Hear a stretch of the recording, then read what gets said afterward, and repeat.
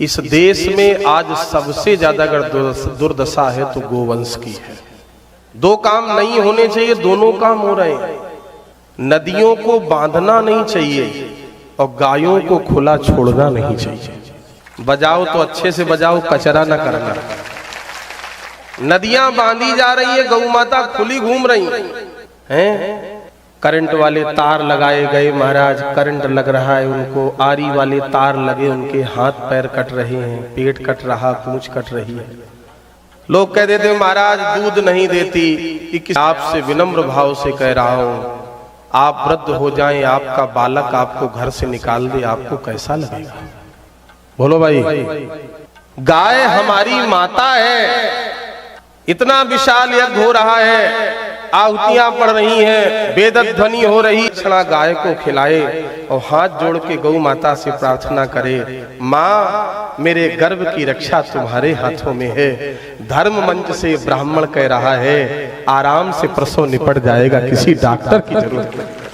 मैंने कल्याण अंक में बड़ी प्यारी बात पढ़ी। 1962 के भारत चीन युद्ध के दौरान भारतीय सेना का एक जवान चीनी सेना से अरुणाचल में लड़ रहा था। 8 महीने जब युद्ध हुआ और 8 महीने के बाद जब वापस आया वो जवान, तो उसने अपनी माँ से कहा, माँ मेरे घर के खूंटे पर बंधी रहने वाली गाय कहाँ है? गाय नहीं दिख रही है। उसकी माँ ने कहा, बेटा गाय को कभी तुमने पानी नहीं पिलाया, चारा नहीं खिलाया, आज युद्ध से लौटते हुए गाय की पूछ क्यों कर रहे हो? उस नौजवान ने कहा, माँ आज अगर तेरा बेटा जीवित लौट के आया है तो गौ माता की कृपा से आया है।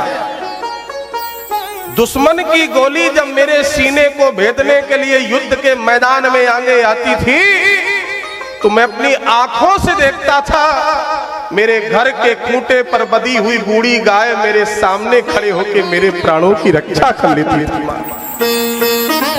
तब उसकी मां ने रहस्योद्घाटन किया, बेटा जितने दिन युद्ध हुआ है मैं नित्य प्रतिदिन स्नान करने के बाद सवेरे गौ माता की 108 परिक्रमा करती थी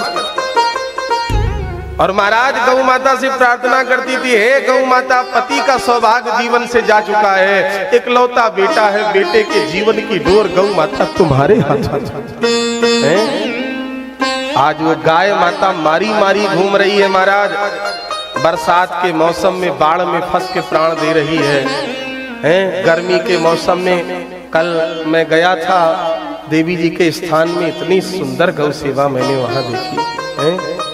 आपसे मैं निवेदन करूं, गर्मी के महीने में ये लपट लू चल रही है, तापमान 50 डिग्री पहुंच रहा है, गौ माता डंडे खा रही है? 12 महीने में 1 महीने भी तो आप खेत खाली नहीं रखते हो, क्या वो चरेगी? माघ पूस की ठिठुरती हुई सर्दियों की रातों में मारी मारी घूम रही है। हम अपने माँ बाप को अपने हृदय से लगा के रखते तो संतों के चरणों में बैठ के यज्ञ भगवान के सामने प्रतिज्ञा करें और संकल्प लें कि आज के बाद अपने जीवन में अपनी गौ माता को प्राणों के समान मानेंगे और अपनी गौ माता को अपने घर से नहीं निकालेंगे। इसलिए संकल्प लो। अगर हमें आप सुनने आए हो, महात्माओं का दर्शन करने आए हो, यज्ञ की आहुतियां डालने आए हो, तो मैं विनम्र निवेदन हाथ जोड़ के ये ब्राह्मण कह रहा है, संतों के चरणों में बैठ करके ये लामटा और आसपास के गांव में किसी गांव में कोई भी सज्जन अपनी गौ माता को निराश्रित ना करे, गौ माता के आश्रित रहे, गौ माता को हम अपने पास रखें। धरती पे केवल गौ माता ही है जिस गाय की रक्षा के लिए गोविंद धराधाम पर आए। विप्रधेनु सुर संत हित लीन मनुज अवतार राम जी आए। आज कलयुग में उस गाय की सबसे बड़ी दुर्दशा है। सोचने वाली बात है।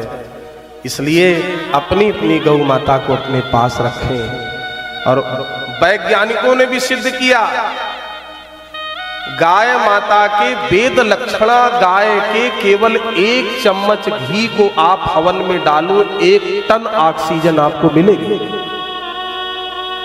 गाय माता के दूध में जो गुणवत्ता है, जो पौष्टिकता है, किसी भी दूध में नहीं है। गाय का घी, अरे और तो और महाराज डॉक्टरों ने सिद्ध किया, आप देसी गाय के पीठ पर रोज हाथ फेरें। अगर कोई बीपी का मरीज हो, ब्लड प्रेशर बढ़ता हो, प्रतिदिन 15 मिनट हाथ फेरें, उसका ब्लड प्रेशर अपने आप सामान्य हो जाएगा।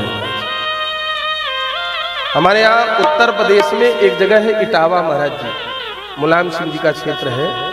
इटावा में एक आश्रम है, वहां शुद्ध देसी गाय का पालन होता है और उस आश्रम से जो घी बनता है महाराज, उस घी को लोग 5,000 रुपए किलो तक खरीद के ले जाते हैं।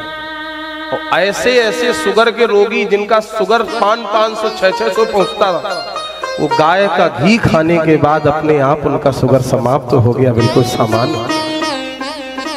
इसलिए गौ माता को हम अपने हृदय से लगा के रखें। मैं हाथ जोड़ के कहता हूँ, ये गौ माताओं को निराश्रित ना करें, संकल्प लें, सौगंध खाएं, हम गाय माता को अपने पास रखेंगे। आज के बाद कोई भी गाय हम छुट्टा नहीं छोड़ेंगे, गौ माता को अपने साथ रखेंगे।